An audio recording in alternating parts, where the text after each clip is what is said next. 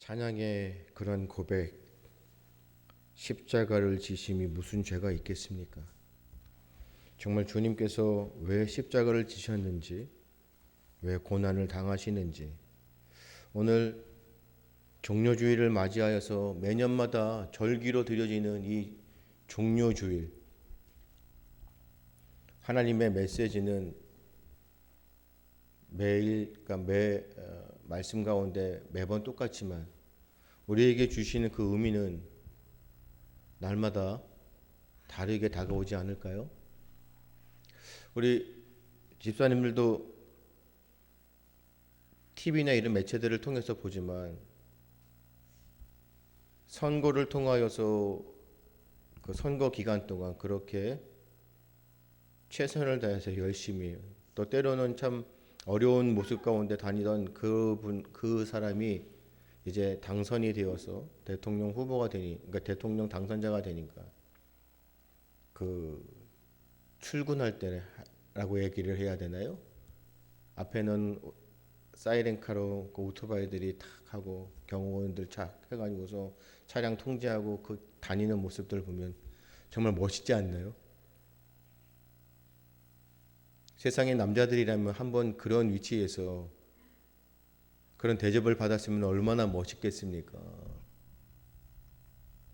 영화를 보면 시대적으로 우리가 이 성경의 신약의 시대 가운데 로마와 많이 연관되어 있기 때문에 로마의 그런 영화들을 보면 개성장군 해가지고서 승리한 장군들이 그 들어오는 모습들을 보면 막 군중들 시민들이 막 도열해서 막 환호하고 정말 멋있지 않나요? 우리 주님께서, 예수님께서 예루살렘으로 입성하시는 이 종료 주일을 맞이하여서 수많은 군중들에게 우리는 말씀을 통해서 배웠잖아요. 예수님은 슈퍼스타였어요. 그들이 메시아라고 외치고 다니는 그러한 예수님께서 예루살렘에 입성할 때 정말 개성장군이라든지 대통령 후보의 그런 모습으로 입성하면 얼마나 멋지겠습니까? 저희가 만약에 그 당시로 돌아가서 예수님의 제자들이라면 내가 섬기는 나의 왕, 그렇죠? 나의 선생님이 앞으로 이 나라의 왕이 될, 대통령이 될 그 예수님께서 그런 너무나도 웅장한 모습으로 입성하고 자신들이 옆에 서 있으면 얼마나 멋있을까요? 로마의 개성 장군들 같이 이렇게 승리에 오는 그 사람들을 보면 아주 백마같이, 그렇죠? 아주 웅장한 멋있는 말을 타고 막. 그런데 예수님께서는 나귀도 아닌 나귀의 새끼를 타고 들어오시는 모습 가운데 도대체 우리에게 주시는 이 종료주일 메시지가 무엇일까요? 우리 마가복음에 있는 말씀을 통해서 보지만 여러분, 이 예수님께서 종료주일날 나귀의 새끼를 타고 들어오는 신학적인 메시지가 각 복음서마다 다 기록되어 있는 것이잖아요. 그만큼 예수님께서 나귀의 새끼를 타고 온다는 거, 예루살렘에 입성하신다는 그 의미가 굉장히 중요하다는 거예요. 우리가 그냥 말씀 가운데 보지만 왜 예수님께서 나귀 새끼를 타고 들어오는 것일까? 이거에 대해서 뭐라고 얘기를 하냐면요. 마태복음도 그렇고 누가복음, 마가복음, 누가복음, 요한도 그렇고요. 요한은 특별히 우리가 지금 보지만 나무를 벤 나뭇가지라고 하지만 분명히 종려가지 나무라고 분명히 이야기를 하고 있거든요. 도대체 그 의미가 무엇이냐면 크게 잡아서 이 나귀의 새끼를 타고 들어오는 것에 대한 그 의미를 세 가지로 얘기합니다. 이것이 하나로 신학자들이 일치가 되지는 않지만 그 의미 가운데 주는 것이 무엇이냐면요. 옛날 고대 군동에서는요. 왕들이 무엇을 타고 다녔어요? 전통적으로 그 고대 근동 가운데 예루살렘에 있는 이스라엘의 그 근동 왕들이 뭘 타고 다녔냐면 바로 나귀를 타고 다녔어요. 말을 타고 다닌 것이 아니라 나귀를 타고 다녔다는 것이죠. 그렇기 때문에 예수님이 왕이시기 때문에 나귀를 탔다, 나귀 새끼를 탔다고 얘기합니다.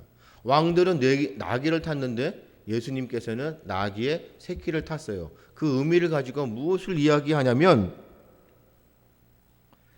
전쟁이라든지 인간의 그러한 자부심을 무엇으로 많이 평가하냐면 바로 로마의 개선 장군이 웅장한 백마를 타고 다니는 그 말의 상징적인 의미를 많이 줍니다. 자부심이에요. 그런데 그와는 다르게 예수님께서 나귀의 새끼를 타고 온 것은 온화한, 겸손한, 그러니까 하나님의 속성, 인자하신 그러한 모습을 나타내시기 위해서 바로 온화한 겸손의 이미지를 놓고 예수님께서 나귀의 새끼를 타고 왔다. 왜요? 구별되게. 세상의 사람들은 자부심을 가지고 웅장하며 자신을 드러내려고 하지만 예수님께서는 온화한 그런 하나님의 속성 가운데 겸손한 이미지로 그렇게 이야기를 합니다. 마지막입니다. 저는 이 마지막이 중요하다고 생각해요. 다른 것도 상징적인 의미 가운데 우리가 볼 수 있습니다. 역사적인 근거 가운데 나귀를 타고 고대 근동의 그런 왕들이 나귀를 탔기 때문에 예수님도 나귀를 탔다. 역사적인 근거가 있기 때문에. 다른 사람들은 말을 탔지만 예수님은 나귀를 탔다. 새끼를 탔다. 겸손한, 온화한 겸손의 이미지 이해돼요. 하지만 우리가 분명하게 봐야 할 것이 바로 이 마지막입니다.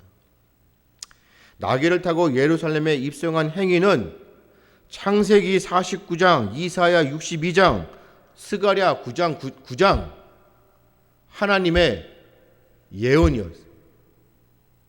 메시아는 무엇을 타고 예루살렘에 온다고요? 나귀를 타고 온다고요. 하나님의 말씀은 반드시 이루어진다는 거죠. 하나님의 예언의 성취가 그대로 이루어진다는 거죠. 자, 우리가 세 가지 의미를 봤어요. 이게 큰 의미 가운데 세 가지가 신학적인 줄입니다. 우리는 무엇을 바라보고 믿어야 할까요? 다른 것들도 우리가 이해할 수 있어요. 하지만 중요한 것은 우리는 본질입니다. 왜 예수님께서 나귀를 타셨고 왜 나귀의 새끼를 탔습니까? 예언의 성취입니다. 그대로 이루어지는 것이에요. 구약의 말씀 가운데 메시아가 예루살렘에 입성할 때 나귀의 새끼를 타고 오는 겁니다. 예수님께서는 그대로 이루셨다는 것이에요. 자, 오늘 말씀입니다. 특별히 오늘 이 마가복음에 있는 말씀은 구약의 스가랴 9장에 있는 말씀, 9절에 있는 말씀을 많이 참고하고 인용합니다. 왜냐하면 스가랴 9장 9절은 이 배경이 무엇이냐면 메시아의 정체입니다. 하나님께서 보내실 메시아에 대한 정체를 드러내는 것이에요. 이것이 스가랴 9장 9절입니다. 그렇기 때문에 이 말씀은 마가복음의 말씀은 예수님의 정체를 드러내는 선포적인 행위입니다. 이해되십니까? 예수님께서 나귀 새끼를 타고 예루살렘에 입성하는 그 모든 모습은 하나님의 그런 말씀 가운데 예언의 성취가 이루어지는데 예수님의 정체를 예수님의 정체성을 어떻게 한다고요? 선포하는 행위입니다. 시온에 따라 크게 기뻐할지어다. 예루살렘에 따라 즐거이 부를지어다. 보라, 내 왕이 내게 임하시나니. 내 왕이 내게 임하시나니. 그는 공의로우시며 구원을 베푸시며 겸손하여서 나귀를 타시나니. 나귀의 작은 것 곧 나귀 새끼니라. 이것이 스가랴 9장 9절의 말씀입니다. 이 예언의 말씀이 오늘 말씀 가운데 그대로 이루어지는 것이에요. 특별히 우리가 보았지만 나귀 새끼를 타신 것, 이것이 바로 예언의 성취라는 것이에요. 그래서 메시아적인 왕이 나귀의 새끼를 타고 오실 것을 이미 구약의 말씀은 예언하셨다는 것이에요. 이러한 메시아 예수님이 왕은 전쟁을 그치게 하고 어떻게 한다고요? 평화를 가져온다는 것이. 그리고 그 통치의 영역 어떻다고요? 온 세계라는 것이에요. 이것이 어디에 있습니까? 바로 9장 10절이에요. 오실 메시아에 대해서 말씀하시고 그 메시아가 다스리심을 스가랴 9장 9절부터 10절까지 나타납니다. 10절이 바로 내가 에브라임의 병거와 예루살렘의 말을 끊겠고 전쟁하는 활도 끊으리니, 이 모든 것이 뭐예요? 그가 이방 사람에게 무엇을 전할 것이요? 화평을 전할 것이요. 그의 통치는 바다에서 바다까지 이르고 유브라데 강에서 땅 끝까지 이르리라. 이것이 예언의 말씀입니다. 이것이 하나님의 말씀이고요. 이 말씀이 성취되는 것이에요. 그렇기 때문에 예수님께서 나귀를 타고 예루살렘에 입성하시는 그 이유는 나는 겸손한 자다.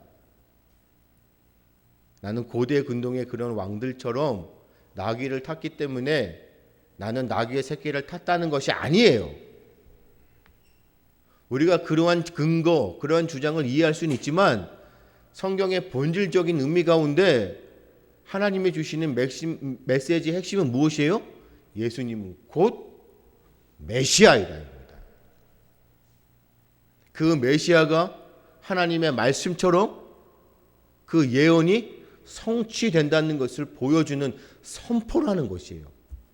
이해되시죠? 나귀 새끼를 타고 예루살렘에 입성하신 것은 곧 말씀하신 대로 메시아가 너희들에게 온다는 것이에요. 하나님의 말씀이 그대로 이루어진다는 것이에요. 곧 나는 메시아이다는 것이. 이거는 선포입니다. 그래서 여러분 결코 어떤 이 겸손함, 우리는 이 말씀을 가지고 많이들 그거에 초점을 두고 말씀들을 많이 하세요. 겸손하심. 세상의 사람들과는 구별되게 세상의 사람들은 자신을 드러내고 무엇인가 위험적으로 권위를 내세우지만 예수님은 그들과는 다르게 메시아의 왕은 겸손하시다. 그래서 겸손을 강조합니다. 그래서 그 겸손을 통하여 우리에게 무엇을 자꾸 말씀으로 던지죠? 겸손하라고 합니다. 하지만 우리는 종려주일날 이 말씀을 통해서 우리는 겸손한 자가 되려고 하는 것이 아니에요. 우리는 그래서 배우는 겁니다. 왜 종려주일날 우리가 이 매년마다 절기를 통하여 주님 앞에 종려주일로 드리는 것이에요? 이 종려주일의 핵심적인 메시지는 무엇이라고요? 예언의 성취예요. 하나님의 말씀대로 그대로 이루어지는데 곧 예수님은 무엇이라고요? 메시아이다는 것이에요. 이 메시아가 다스릴 이 통치의 영역은 어디라고요? 예수님께서 다스리시는 그 통치하시는 그 영역은 어디예요? 온 세상이라는 것이에요. 곧 이 말씀은 뭡니까? 메시아인 예수님께서 세상을 창조하시고 이 세상을 창조하신 세상의 모든 만물을 어떻게 한다고요? 다스리시고 통치하신다는 겁니다. 이것을 선포하는 거예요. 그래서 예수님께서 예루살렘에 들어오시는 겁니다. 곧 이 말씀은 세상 가운데 우리가 예수 그리스도를 선포하는 거예요. 우리를 구원하실 분은 오직 예수님 한 분밖에 없음을 고백하는 겁니다. 그리고 이 예수님은 곧 하나님이시며 우리를 위해서 이 땅에 오셨다는 거예요. 이걸 우리는 뭐 합니까? 선포하는 것. 그래서 오늘은 이 말씀을 통해서 우리가 배우는 것이 종려주일은 그냥 나뭇가지 들고 호산나 호산나 외치는 그 날이 아니라는 거지. 이 주는 메시지가 굉장히 큰 것입니다. 그래서 나귀의 새끼를 타고 오는 것을 각 복음서에 주님의 제자들이 기록하고 있는 거지. 그만큼 중요한 메시지입니다. 종려주일. 여러분, 그런데요, 우리가 개역개정에 우리가 보고 있는 말씀 가운데 우리가 이 겸손하다고 하지만 히브리어 원문에 보면 이 겸손의 뜻이 무엇이냐면 고난을 받는다는 것이에요. 그렇기 때문에 여러분, 예수님께서 나귀의 새끼를 타고 성취된 대로 오시는 것은 그 이유는 무엇이라고요? 우리를 구원하시고자 예수님께서 예루살렘에 입성하셔 메시아로 오시는 것은 무엇을 당하기 위해 오시는 거예요? 고난을 당하는 것입니다. 이미 그 모든 것들은 다 말씀되어져 있는 겁니다.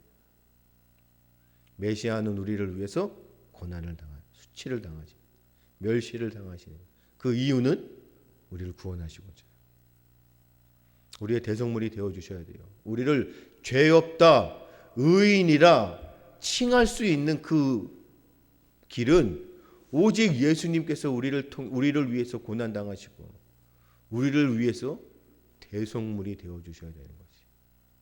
그래서 예수님은 나귀 새끼를 타고 고난을 당하시기 위해 예루살렘으로 당당하게 입성하시는 거예요. 그것을 우리는 선포하는 겁니다.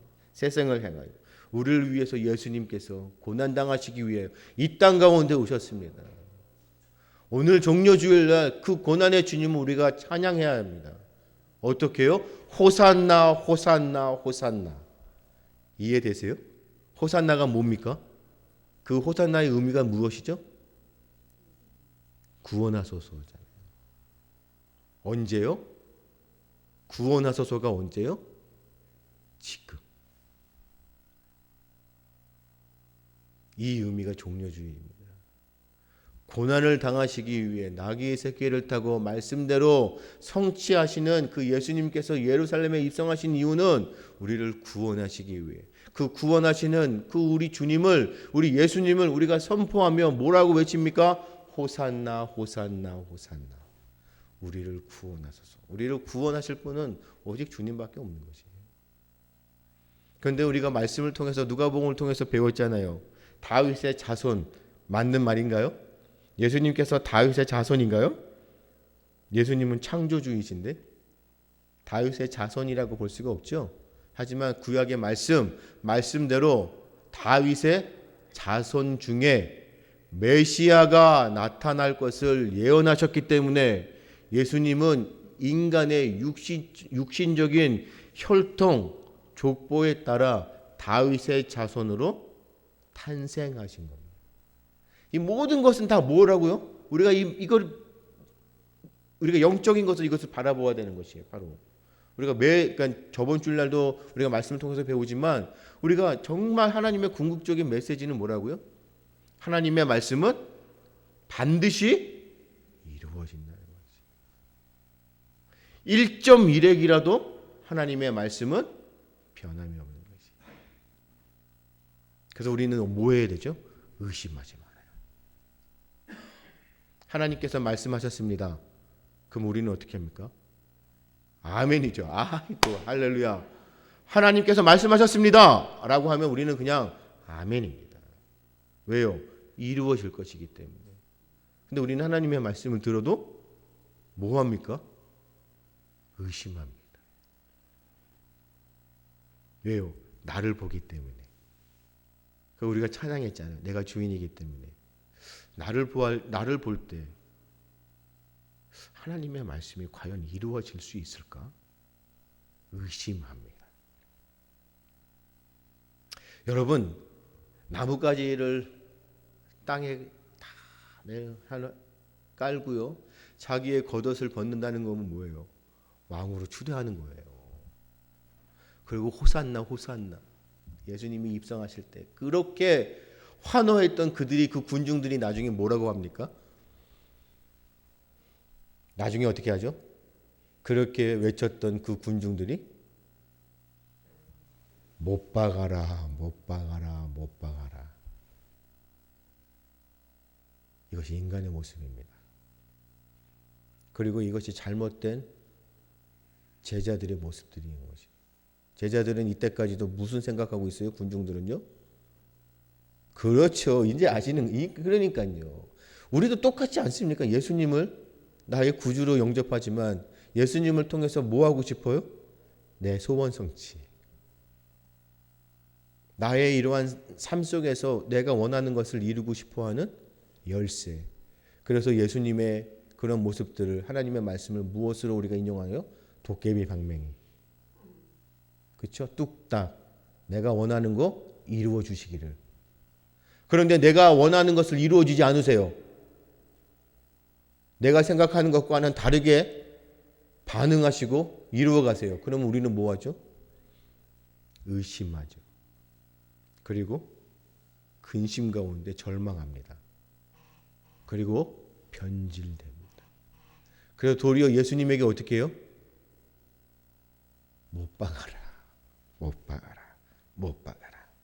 이것이 세속적으로 변질되어지는 교회의 모습이고 우리 그리스도인들의 모습입니다. 하나님의 영광만을 위해서 목숨을 걸고 주의 말씀대로 이루어질 것을 기대하며 살아가다가도 내가 원하는 대로 이루어지지 않으면 내 마음 가운데 변질되어지는 의심하고 하나님을 원망하는 가운데 더 나아가 하나님을 욕되게 하고 하나님을 부정하고 부인하는 그 모습 가운데 이제는 호산나가 아닌 못 박아라. 그럼에도 그렇게 외치는 그 군중들을 향하여 하나님께서 어떻게 하셨습니까? 그 제자들을 향하여 뿔뿔이 흩어지고 도망가는 그 제자들에게 찾아가셔서 우리가 다음 주일날 부활하셔서 그들을 찾아가셨죠. 우리가 이제 부활주일날 말씀을 통해서 우리가 다 알잖아요. 다 뿔뿔이 흩어진 그들을 예수님께서 어떻게 하셨어요? 제자들이 예수님에게 찾아온 것이 아니었어요. 아시죠? 예수님께서 친히 찾아가셨어요. 그들을 만나 주셨어요. 실패한 그들을 위로하셨고 회복하셨어요. 이것이 종려주일날 예루살렘에 입성하는 주님의 모습입니다. 예수님은 다 아시잖아요. 왜요? 창조주이시고 모든 만물의 주권자가 되시고 역사를 주관하시는 분인데 앞으로 이 군중들이 자신에 대해서 어떻게 할지, 제자들이 어떻게 행동할지, 예수님이 앞으로 당할 그 고난들, 십자가, 그 모멸, 치욕 다 아시잖아요. 그럼에도 예수님께서는 그들을 받아주시는 겁니다. 호산나 호산나 외치는 그 군중들을 향하여 정말로 우리는 예수님처럼 될 수가 없어요. 우리는 예수님이 아니에요. 근데 우리가 그냥 인간적인 모습으로 볼 때 나에게 그렇게 외치는 자들, 나중에는 나를 배반하고 배신해서 못 박아라 할 저들을 우리가 정말 우리의 본연의 모습이라면 어떨까요? 저주하는 것이 아니라 뭐 하죠? 요즘에 한참 시끄럽지 않습니까? 드디어 보복 정치가 시작되는 겁니까? 이제 말대로 진짜 보복하는 겁니까? 정말로 예수님께서 그냥 우리 인간적인 모습, 나를 향하여 호산나 외쳤던 저들이 못 박아라 했으니 나중에 부활하셔서 어떻게 해요? 복수하고 보복하셔야 되는 거 아니에요. 나를 버리고 나를 외면하고 아니 더 나아가 나를 모른다고 했는데 저주까지 했던 제자들에게 어떻게 해야 돼요? 복수해야 되잖아요. 하지만 예수님은 그러지 않았다는 거지. 이것이 하나님의 속성입니다. 그들을 찾아가셨고 다시금 주의 말씀으로 그들을 위로하실 때 그들이 어떻게 합니까? 회개합니다. 절실하게 회개합니다. 그래서 베드로가 고백이 뭡니까? 나는 그럴 자격이 없는 자기 때문에 예수님 나를 떠나가십시오. 이거는 철저한 자기 고백의 회개입니다. 그럴 때 예수님께서 베드로에게 말씀하시는 건 뭐예요? 너가 나를 사랑하느냐? 내 양을 먹이라. 할렐루야! 이것이 말씀입니다. 오늘도 우리에게 이 예루살렘에 입성하실 것을 입성하는 이 말씀 가운데 이 종료주일 우리에게 주시는 메시지가 이거예요. 우리도 똑같지 않습니까? 하지만 그럼에도 불구하고 오늘도 우리 주님은 바로 집사님들을 너무나 사랑하신다는 거예요. 그래서 우리 집사님들에게 찾아가셔서 말씀하시는 거예요. 오늘 선포되어진 말씀으로 우리 집사님들에게 말씀하시는 거예요. 정말 나를 사랑하느냐. 제가 이런 말씀들 제가 준비하면서 갑자기 문득 떠오르는 게 일사가고, 주기철 목사님의 그 일사가고가 딱 생각이 나는 것이에요. 그 생각해봤어요. 일사가고가 도대체 일사가고가 뭡니까? 그래서 사전들 네이버 사전이라든지 일사가고라는 뜻이 없어요. 저는 사자성어인 줄 알았어요. 일사가고. 도대체 뭘까요? 일사가고, 일사가고. 여러분, 우리는 죽는 것이 한 번이죠? 우리는 불교와 이런 다른 이방의 종교처럼요, 사람이 죽으면 다시 태어나는 윤회설이 아니에요. 돌고 도는 것이 아니에요. 우리의 인생, 우리의 죽음, 주님 앞에 우리가 잠자는 것은 단 한 번뿐이 없어요. 우리의 인생은 어차피 주님께서 부르시면 가는 거예요. 왜요? 이 땅은 우리의 고향, 본향이 아니기 때문에. 그렇기 때문에 내가 한 번 죽을 거 어떻게 한다고요? 주를 위해서 죽는다는 것이에요. 이 말씀 가운데 각오는 다짐입니다. 맹세라는 것이에요. 내가 주를 위해서 죽을 거야. 이건 결단이라는 것이에요. 여기는 의리가 있는 거지. 이러한 마음을 그 목사님에게 우리 주님께서 심어주시는 말씀을 제대로, 정말 말씀을 제대로 배우시기 때문에 본질을 깨달아 영적인 눈으로 하나님을 바라보기 때문에 오늘도 그래서 우리 종료주일날 우리에게 주어지는 이 말씀을 통해서 이러한 믿음의 모습들이 우리에게 듬뿍 주어졌으면 좋겠어요. 정말 그런 은혜가 우리 가운데 있었으면 좋겠습니다. 그렇다면 나는 세상을 살아갈 때 나를 위해서 사는 것이 아니라 오직 하나님만을 위해서 살아가는, 나의 인생, 나의 삶, 나이가 가진 모든 것들은 다 주를 위해 것이기 때문에, 그렇죠? 일사가고의 모습으로 내가 그런 믿음으로 내가 한 번 죽는 것인데, 죽은 다음에는 반드시 뭐가 있습니까? 바로 주기철 목사님의 고백이 바로 우리가 죽으면 반드시 주님의 심판대 앞에 섰을 때 우리가 무엇을 뭐라고 할 것이냐는 거예요. 우리가 한 번 죽어 주님 앞에 섰을 때 잘했다 칭찬받아야죠. 인정받아야 될 거 아니에요. 너가 정말 수고했다. 내가 너를 너무나 잘한다. 우리가 이렇게 인정받아야 될 거 아니에요. 그것이 바로 일사가고예요. 호산나 호산나 입으로 너무나 외칩니다. 하나님께 영광, 우리를 구원하소서. 호산나 호산나 호산나 높은 곳에서. 청년들 너무 즐겁게 찬양합니다.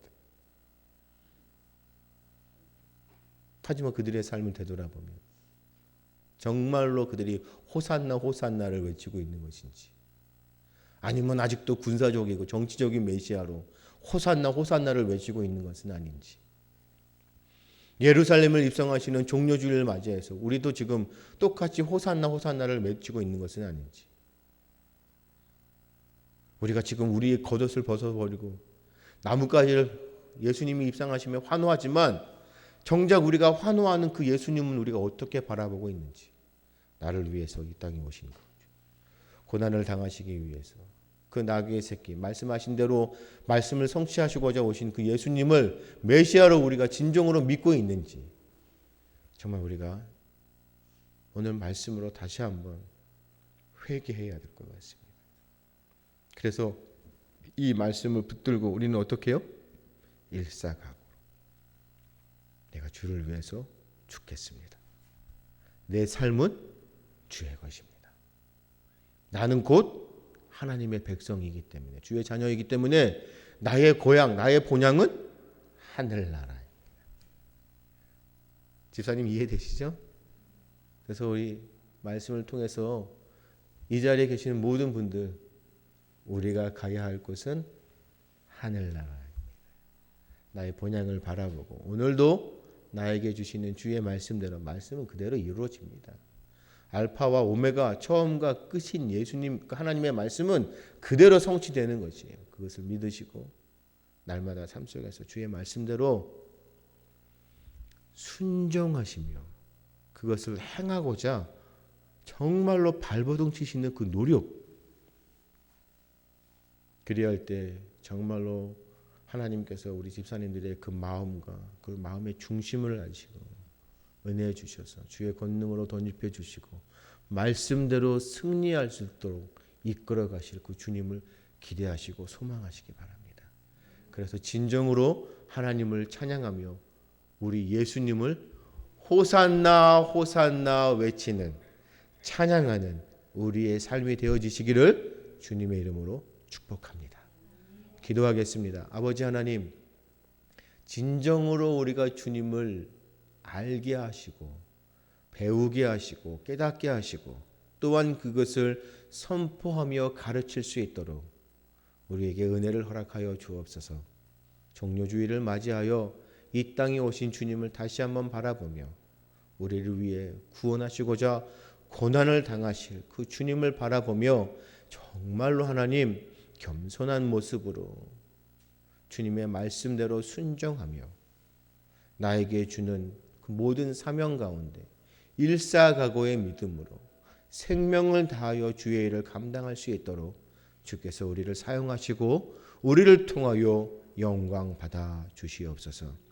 한 주간도 이러한 믿음의 모습으로 승리하는 우리의 삶이 되어질 수 있도록 주께서 역사하시고 성령님 강권적으로 견인하여 주옵소서. 감사하며 예수님의 이름으로 기도드리옵나이다. 아멘.